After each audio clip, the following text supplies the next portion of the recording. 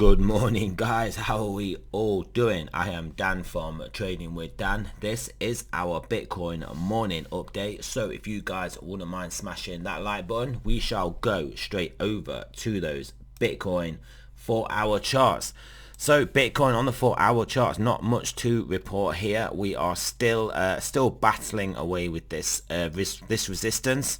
Obviously at the lower side of it now. If we don't get above this soon, it will become pretty apparent that we will take another leg down. So and that could happen pretty soon. Obviously, we've had quite a sustained period of low vol here and not really managed to get any sustained price action above this resistance area. So yeah, the bias clearly has to be the downside at the moment. Obviously with obviously targets down to roughly where our previous lows are. Ultimately, if we do go further than that, we've got this $23,000 area. So Bitcoin has got its work cut out.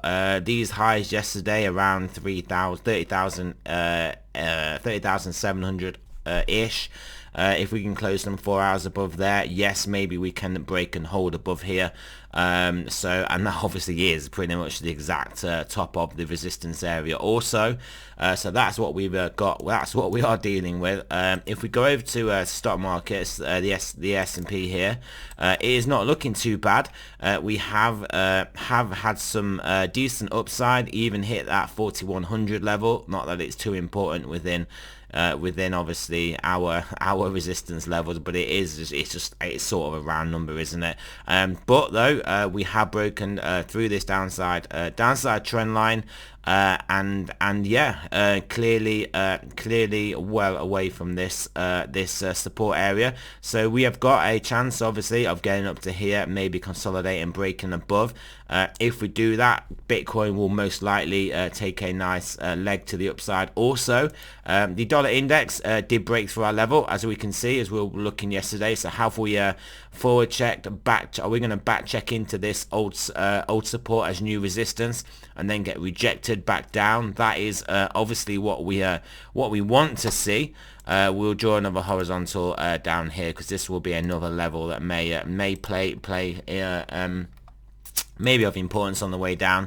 But yes, looking better than it has done for risk assets, with this dollar certainly easing off here. Clearly still in a very bullish uptrend. Clearly a lot of work to do before it can put in a medium-term downtrend, but it is on the cards. It is on the cards, so that could help us out. 10-year also kind of bouncing around these areas. Obviously, some pretty hawkish Fed speak out over the past couple of days, so market's not particularly liking that, but I think they've come quite far quite quickly.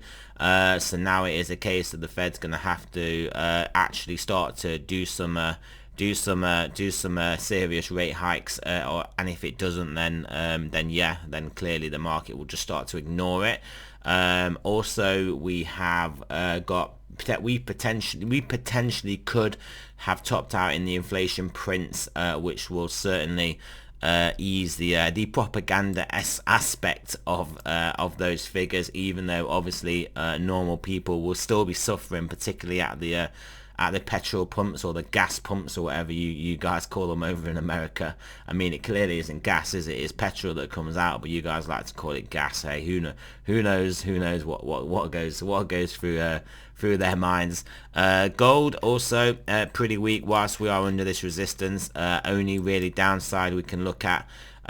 So yeah, that is gold. And then speaking of oil, is getting resistance at this pretty obvious level of resistance that we had that we've got drawn in here. So we could do with this turning back down, taking out this, and then coming back down into this support, and ultimately taking out this support will be very good for inflation concerns. But clearly the geopolitical situation is progressing nicely if you are one of these global elite warmongers, weapons manufacturers, military industrial complex people. It is probably nice for you to see the world getting walked into potentially another larger scale conflict, with obviously new nations now basically being pressured into joining NATO and all that fun stuff. all that fun stuff that the average person is going to suffer with: higher energy costs, higher food costs, just more inflation, just all the money being sent over to fund this war, money for weapons, and who will benefit out of it? Just the elites, the power brokers, the world's rich people, the weapons companies, all those people. I mean, it's almost by design, isn't it? Almost by design.